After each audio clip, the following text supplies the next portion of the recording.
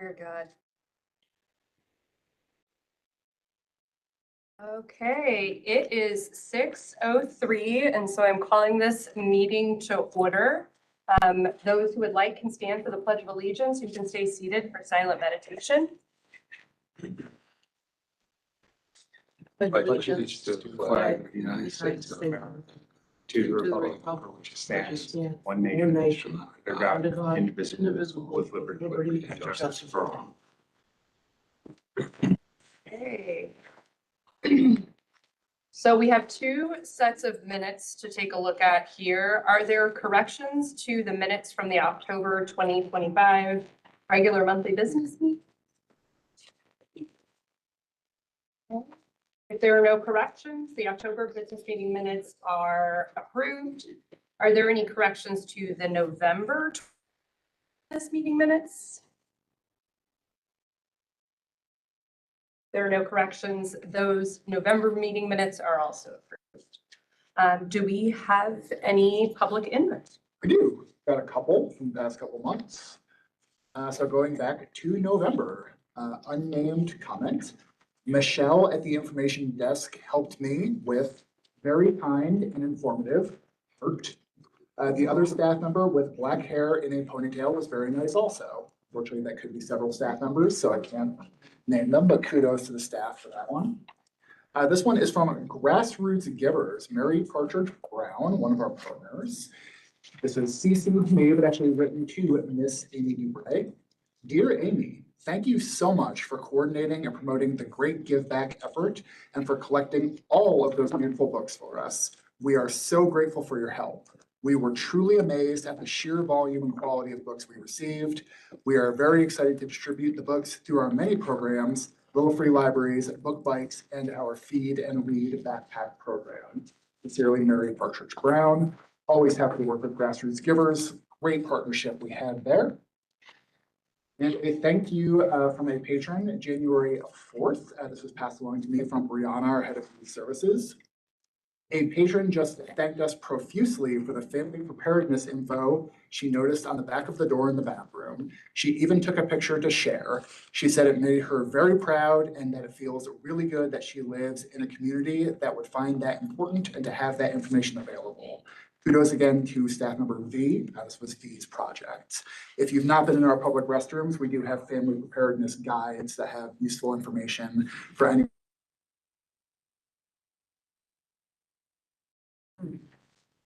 Among other things. That is our public comment. Okay. Yes, just make a comment on your comments.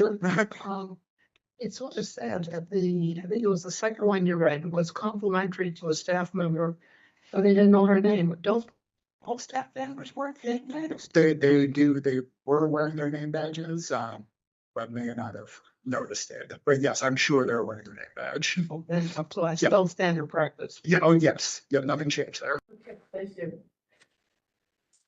Okay, thanks for the public input. It's good to hear great things about the folks that are here, including your Amy.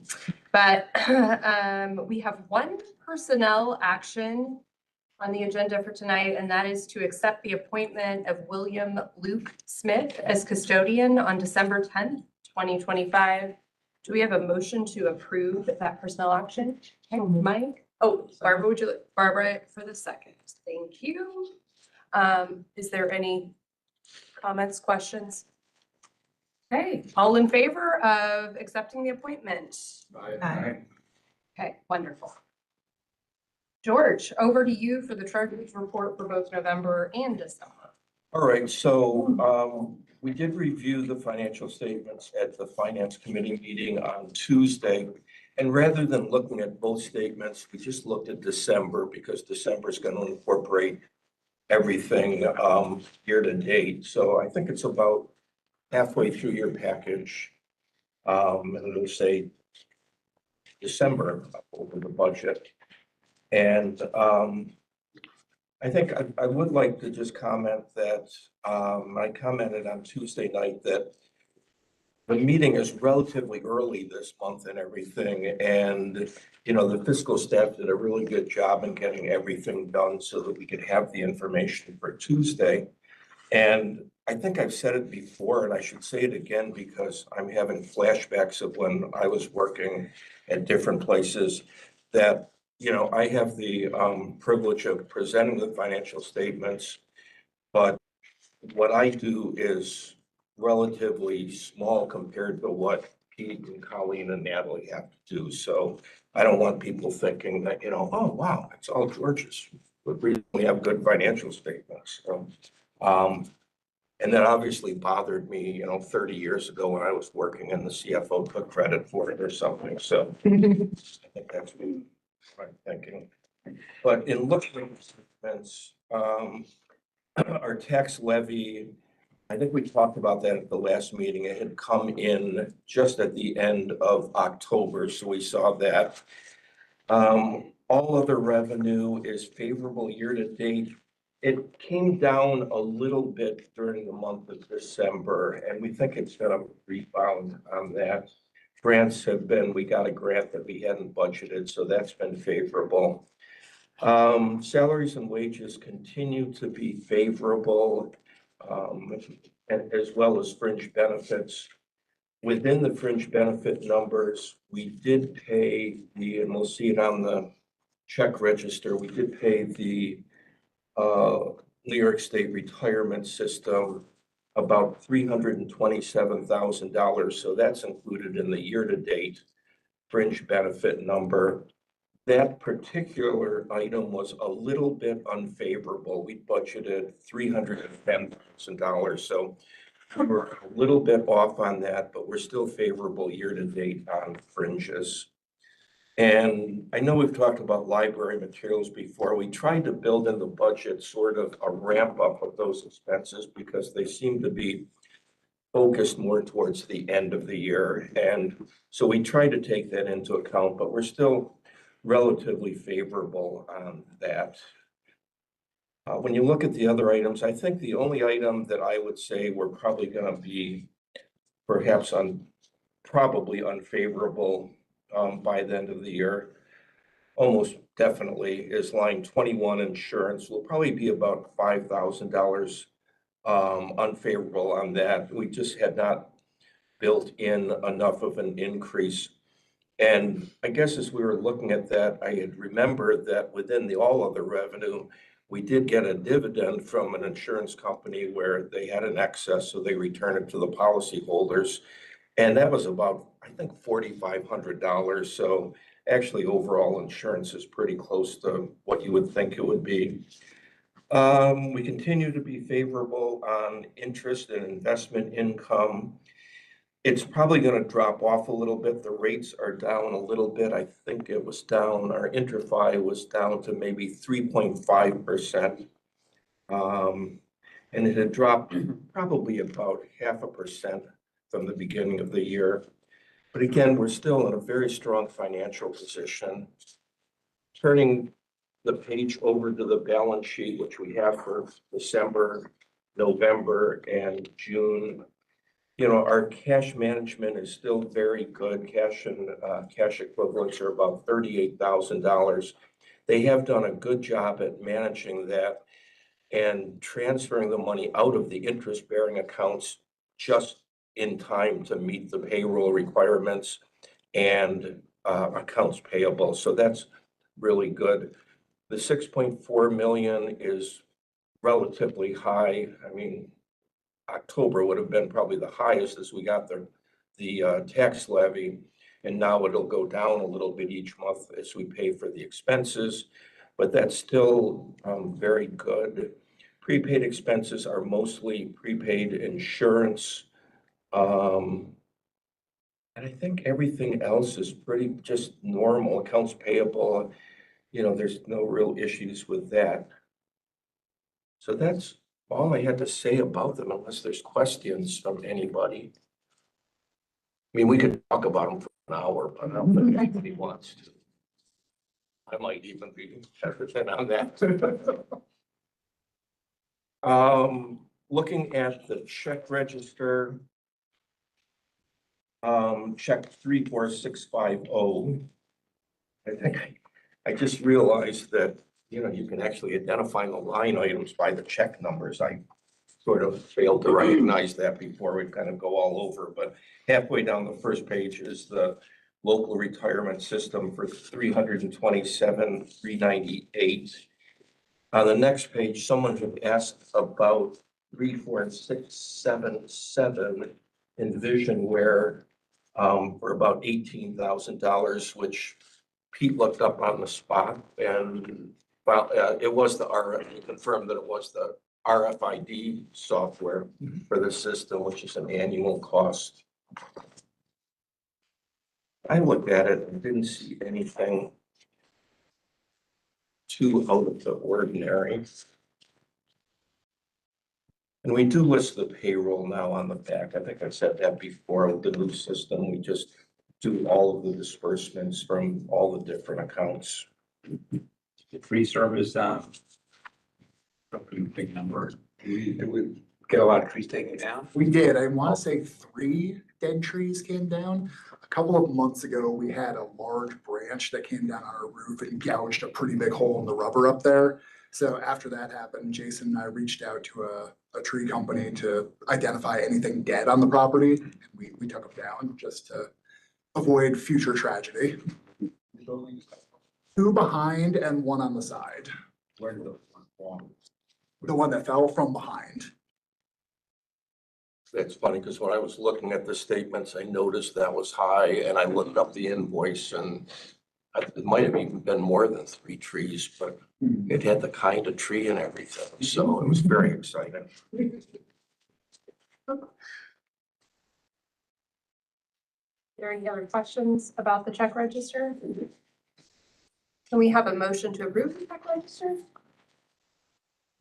Great. I saw Alicia's hand pop up first. Bill, would you like to second? All in favor of approving the check register? Aye. Just on the investment report, you can look at it whenever you want. I don't think there's anything, out of the ordinary on that. I mentioned the IntraFi accounts are about 3.5%. We did lock into some CDs, Pete and Colleen, several months ago. It has the date that they were acquired and everything. And those are, ranging from 4.25 to about 4.4. So we're kind of lucky to just lock them in at that point because we sort of thought the rates would go down eventually, which they have. So, but there's copies of all the statements in that as well. Thank you. Okay, now it's over to you. Okay, relatively robust report this month, covered a couple of months. As always, a lot of good content from our staff members who submit their reports monthly to me. So I encourage everyone, as you have time, give it a read. Christina and Brianna especially give a lot of color in their reports to really focus on our programming, which is an interesting thing that we do. From my specific area of the report, originally I was going to do a demo of the new catalog, but I'd rather not mess with the screen setup. So I would just encourage everyone, when you have a moment, take a look at our online catalog. It might be something that only librarians nerd out about, but it's a shiny new catalog provided by Upper Hudson. One of the fascinating things it does is if you search for a book and you get like a relatively popular book, say like God of the Woods, you search for that, when it brings up the results, it'll actually lump them all together based on format. So whether you're looking for the ebook, the audiobook, the print copy, it'll all be under one record, so a little bit more convenient. This also ties in with the work that Upper Hudson has done on our mobile app. So we've got an updated mobile app, we've got an updated catalog. We are firmly in the year 2026 from our previous iterations. And a huge kudos, not just to our staff, Sean and Caroline did a ton of work to make sure we were prepared for the catalog, but also a public thank you to Upper Hudson staff who worked literally over the holiday. Our go live was January 1st. So they had staff sacrifice their New Year's to make this happen. So that was excellent.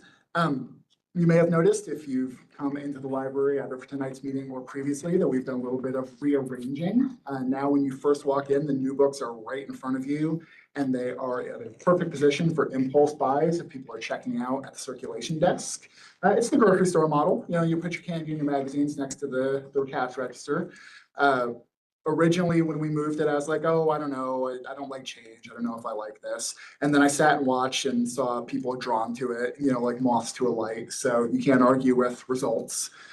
Very happy with that, and a huge kudos not just to Christina Ronald and Kathleen, who spearheaded this project, but also this was kind of the brainchild of Emily, our collection management librarian. She came to me, I want to say last year, with a vision for our library as Gilderland's living room. So you'll notice when you first walk in, we've now really accentuated the public seating, which is something that's come up in the long range plan. So not only being responsive to things that the public have asked for, but also, really getting to see one of our staff members carry out their vision. So I think it's awesome, and we'll keep kind of tweaking it and experimenting with it. And then I'll hop down to, I mentioned some political news. One of the bills that the governor vetoed, she did some December vetoes this year, was a Senate Bill 1099, which would have enacted a Freedom to Read Act in New York State. As I mentioned in the report, there are solid reasons for the governor's veto. It wasn't capricious or without thought. But it would have been nice to have seen New York become a part of a movement that a lot of other states in the country have taken just to protect our patrons' right to read and the ability of our librarians to do their jobs. So hopefully that'll come back around this next year.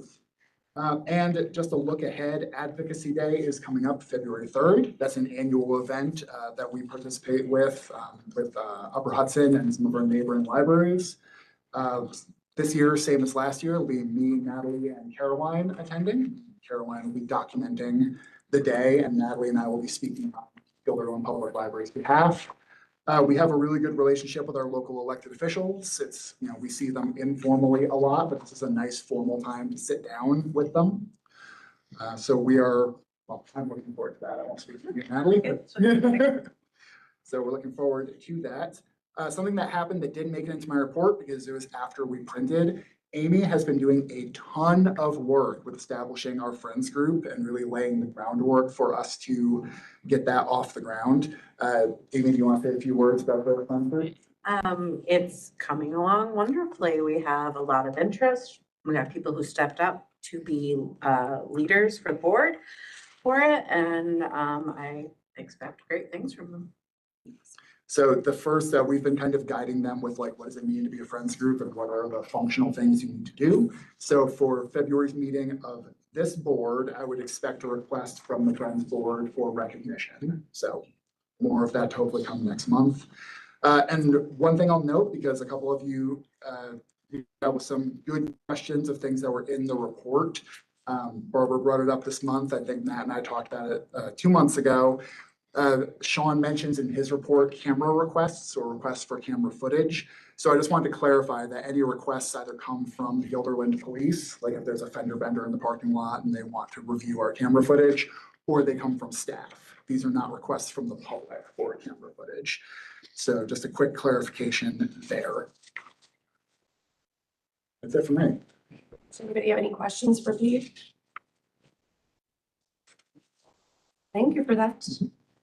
Okay, committee reports. I know that Tony isn't here, but is there anyone from finance that has anything in addition to what George walked us through? Well, I can say, the big thing that's coming up is the budget, and we set a couple tentative or planned meeting dates for February to try and get the budget completed, and the goal is to present that to the board at the February board meeting so that we can vote on it at the March board meeting.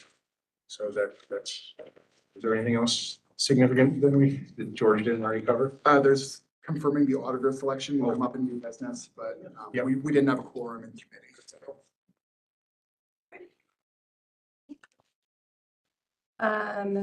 Alicia, did personnel meet? Yes and no. Yeah, so we have an email exchange going back and forth to find a good date. I don't even know if we Right. necessarily lock that date in either. But the other thing we have coming up is the annual review for the director, which I did talk to Pete about. I did physically come into the library. There was a little bit of a mix up on whether we were meeting or not. And so I've already sent out the request to the department heads and all the folks that I'm soliciting feedback from for that annual review and goal setting for the next year coming up. And Pete will be sending us an update on where he's at with the goals that we had set and agreed upon a year ago and see where they're all at. So we'll collate all of our feedback together and provide that at our February meeting.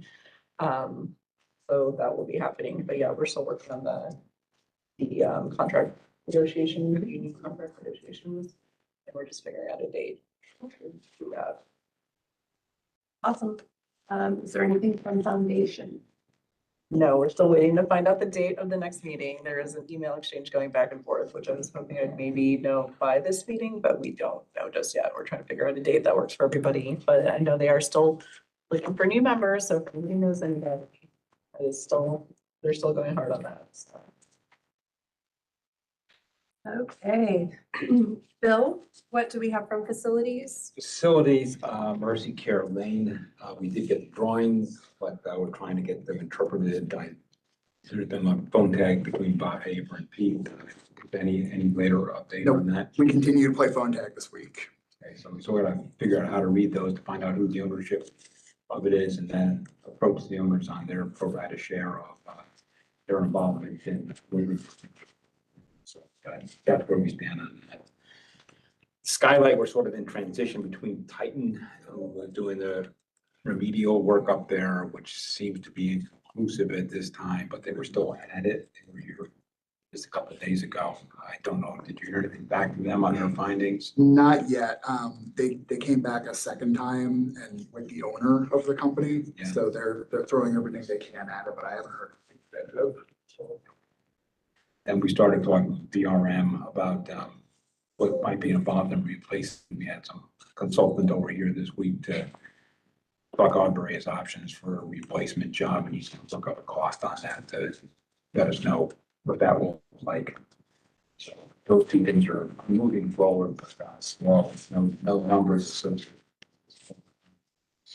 Then with engaging with DRM to talk to them about what our leadership engagement might be like we have with the lawyers, to see if we could have some type of ongoing contact with them as they've had to fit it out for every little thing, because the AE firm where knows the building, have to bring somebody up to snuff every time you want to get a question answered is a little bit laborious, not a good use of time.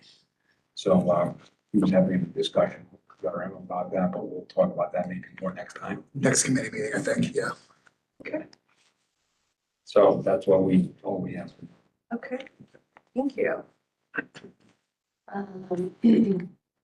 Governance, Mike, I see you have some things. Yes, so we met, what was it, last Thursday, I think, yeah, last Thursday.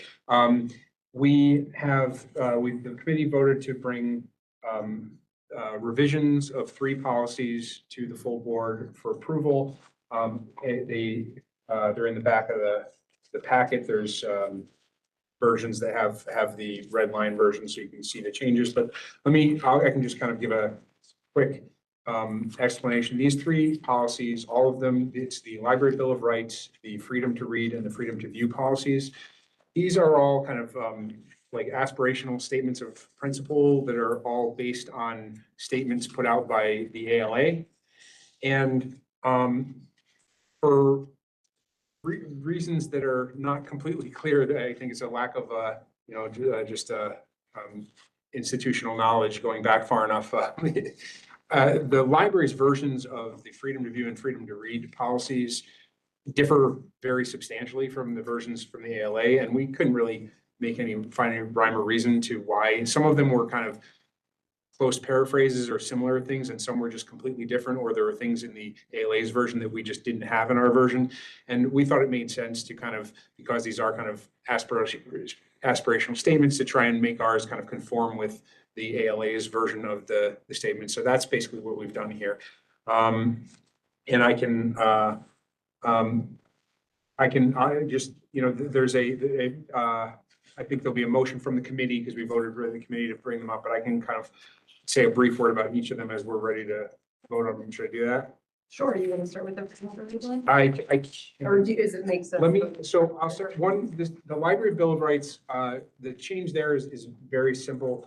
At the last time, the ALA's version has been updated more recently than ours, and there's we had 6 items on our Bill of Rights, and there's a 7th on the ALA's, and ours just has not been amended or adopted more recently than the ALA's. So we added that 7th one, just so we are in full kind of alignment with that. And it's basically a confidentiality, a right to privacy, provision on there.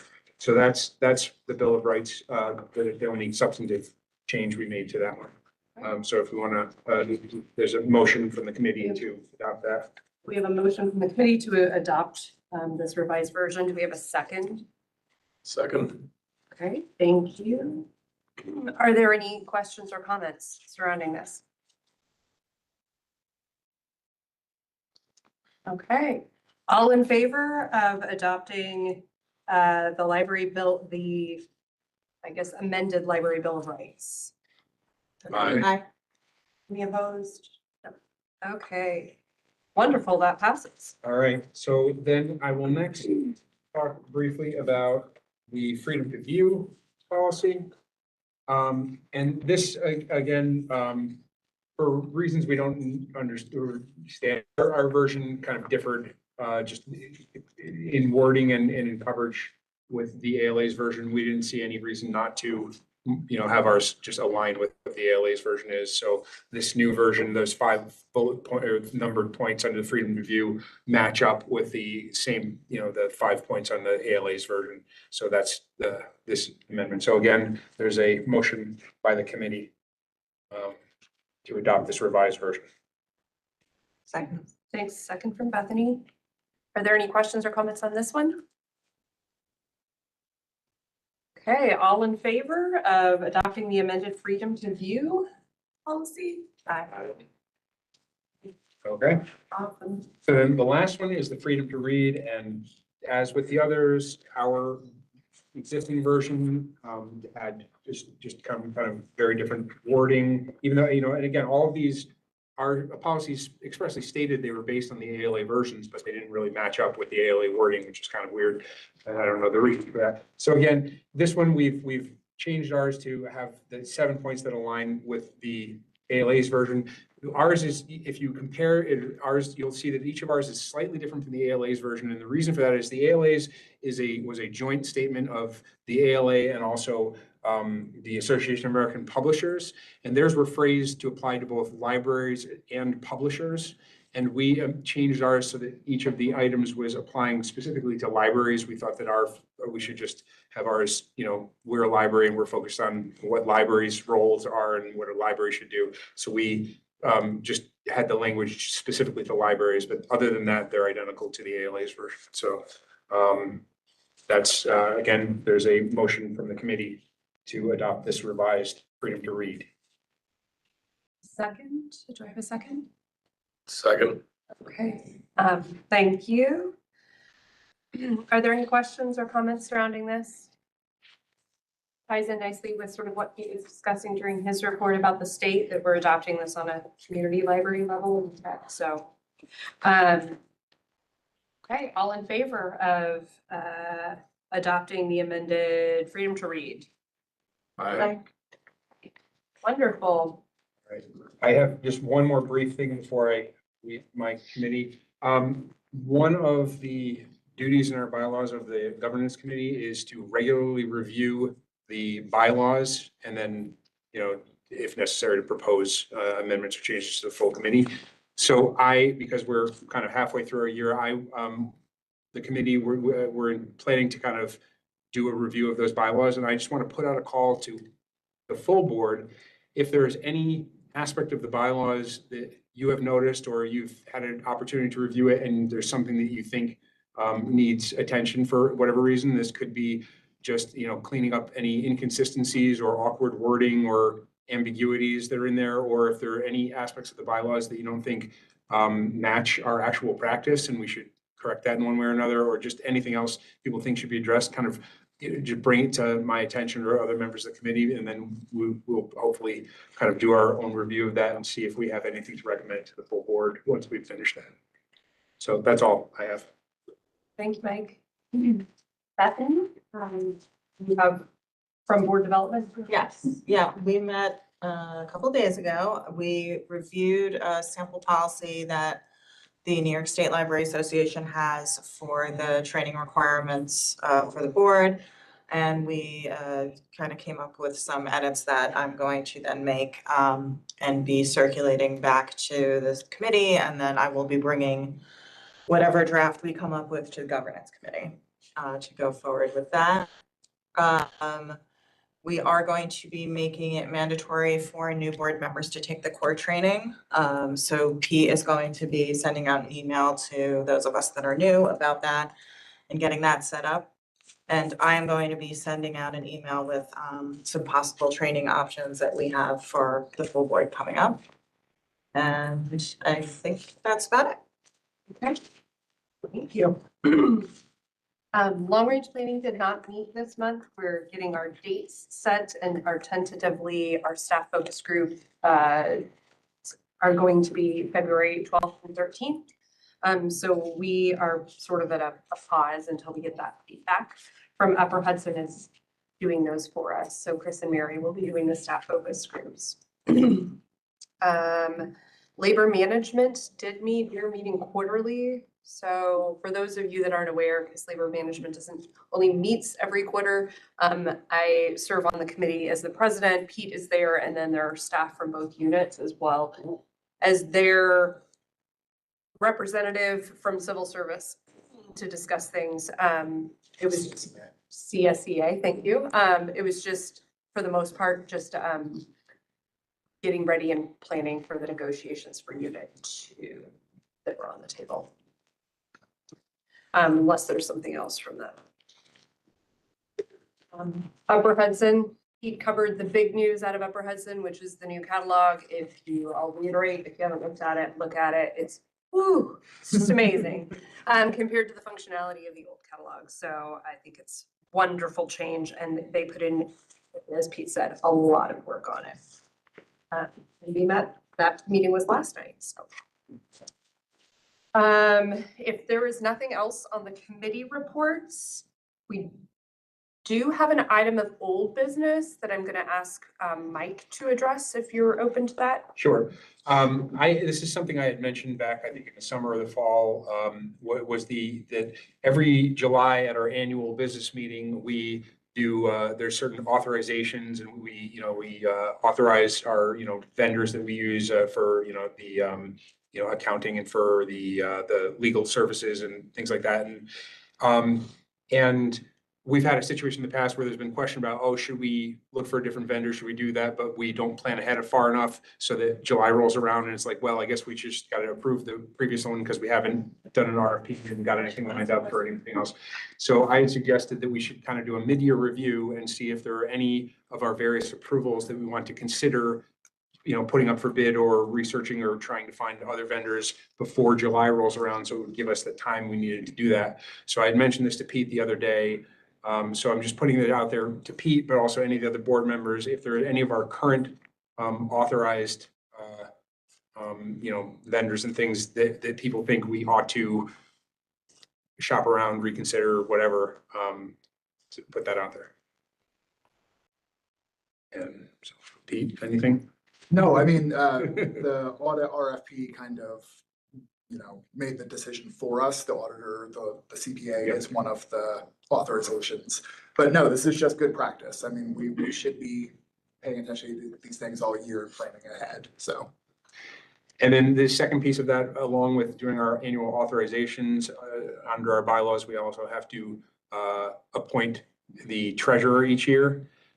George has indicated to me that he is willing to serve for another year after the completion of this term. So, but you leave when I leave, George. and as part of the mid-year check-in, we want to be able to find out if the treasurer is planning to leave. That would give us a little running room so we could try and find somebody new before July rolls around. But George is willing to stay on for another year or so. I think we're good on that front. Mhm. That's all I have. Thank you, Mike. Is there any other old business? Hey, new business. We have several things in here. Snow removal MOA. Pete. Sure, tell us so all. I'd hoped to get this through legal review before tonight's meeting. I was unable to do so. So Corey knows a little bit about this because it came up in labor management.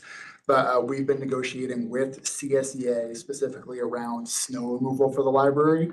What we're trying to do is we're trying to give flexibility to our facilities team to do snow removal in a way that one works best for them, but also allows the library to open on time and be available to the public. So from a functional standpoint, what ends up happening is there's a major snowstorm, the library makes the decision to close for the day. When the building is closed, union represented employees are supposed to be not working for the day. Building is closed, staff don't work. There are instances where it is better for the facilities team to come in when we're closed to clear the parking lot, clear the ice, clear the snow. Because either the snow stops early and they don't want it to freeze, or they'd rather do it during the daylight than do it, early the next morning. That would be them losing the benefit of the snow day that they are entitled to by contract. So this is an area where management is in alignment with CSEA. We would like the staff to have that flexibility. So the trade-off is a 2-hour minimum call-in. So if we say to the facility staff, you're coming in to clear snow, it is for a minimum of 2 hours. Regardless, if it takes them an hour to clear the snow, it's a minimum of 2 hours. This also allows them so they get a minimum 2 hours call-in. They get paid at time and a half. The trade-off from our end is that convenience of they get the work done when it works best for them. They ensure that the building gets opened, and we don't have to worry about them offsetting their hours, which would then impact library service later if, for example, they came in to clear snow for 2 hours and then they weren't available later in the week to do the rest of their duties. So the CSEA rep drafted an MOA. I sent it to legal review. Aaron and I have touched base to talk about it. We didn't get to finish reviewing it, but it can't be in effect until it's gone through legal review and been approved by the board. So more on that to come. But I think it's just important for me again to reiterate that this is something where I'm in alignment with CSEA and I'd like to get this across the finish line to take care of our staff. Just a quick question. If there's a 7-hour time period that normally they would have gotten paid, for 2 of those 7 hours, they'll be paid time and a half. But the regular 5 hours would be at regular pay, right? No, they would get the benefit of the 7 hours for the closure and the 2 hours of working at time and a half. So it's in addition to the closure time. It is a nice benefit, but it does really work out in our best interest.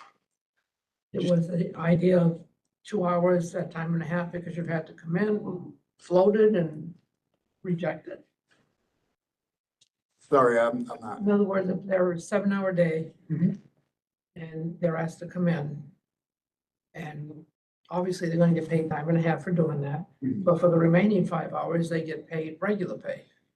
Oh, like instead of the full, no, that was not a topic of negotiation. Well, the alternative is what, hiring a company and or just not having snow removal?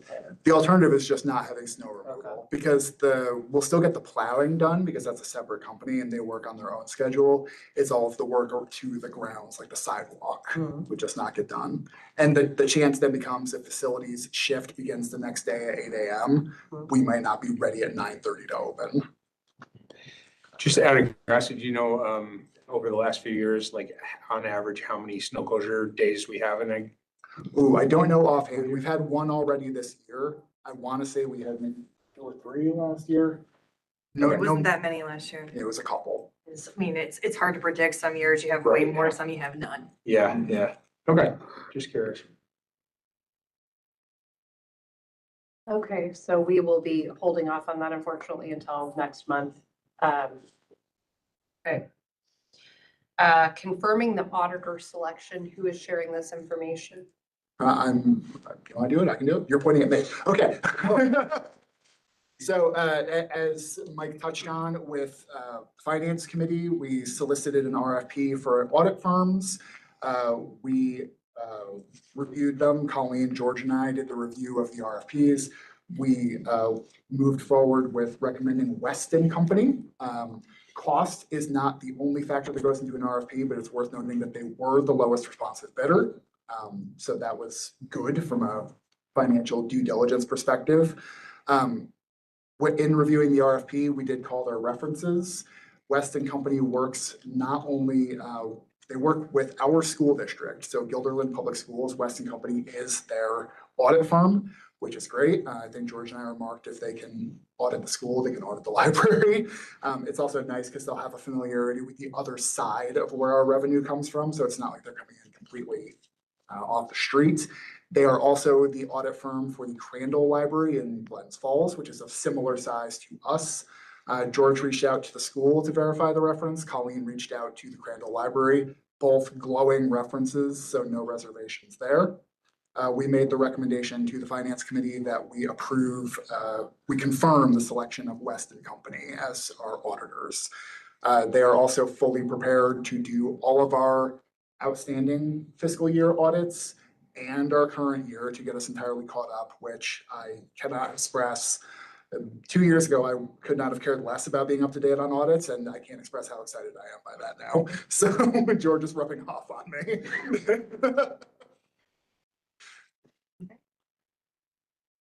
So we had authorized the folks that selected this to make the selection so that we can take action on this. We do need action. The Finance Committee did not have a quorum, so the Okay. recommendation could not come out of the Finance Committee. So we need a So we motion. need a motion to confirm West and Company as the library's auditors. Okay, I saw Barbara first on the, and would you like to second, Mike? I will. Thank you. Okay, any follow-up questions or anything? Okay, all in favor? Okay, thank you. That is confirmed. I think this next one is relatively self-explanatory, but the final piece under new business on the agenda is the request for the change of the April meeting due to the annual book sale. We don't want to put that extra strain on the staff and everybody else that's going to be in here preparing for it. Are there any other considerations on this that should be noted? Which week is the school vacation week? Early this year. It's early in the Yeah, beginning. it's Like, Oh, I I see. just looked it up today. I know, so I know. like, All right, can't all right. remember it. Yeah, that- Six, it's right after, yeah. Right after. Is there anything about April 23rd that is just gonna interfere with the budget and all the voting and stuff? If we can get the budget approved by the board in March on schedule, then there shouldn't be a conflict. It'll be to the school by that point.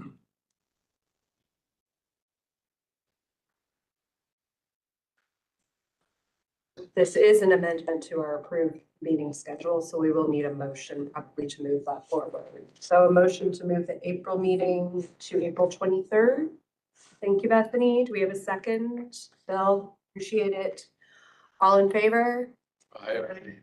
Okay, great. Is there any other new business that didn't make it onto the agenda? Has any public input just rolled in? Okay. Does the board have any comments that you would like to share? Pete, reading through this thing, it's just obvious, reading through the narrative that your team puts together, how much of a asset the library is to the community and all those lots of little things behind the scenes that they don't see. It's just sheer delight for the community. And it looks like everybody is really rowing, got everybody rowing in the right direction in the end of the year. So congratulations to you on.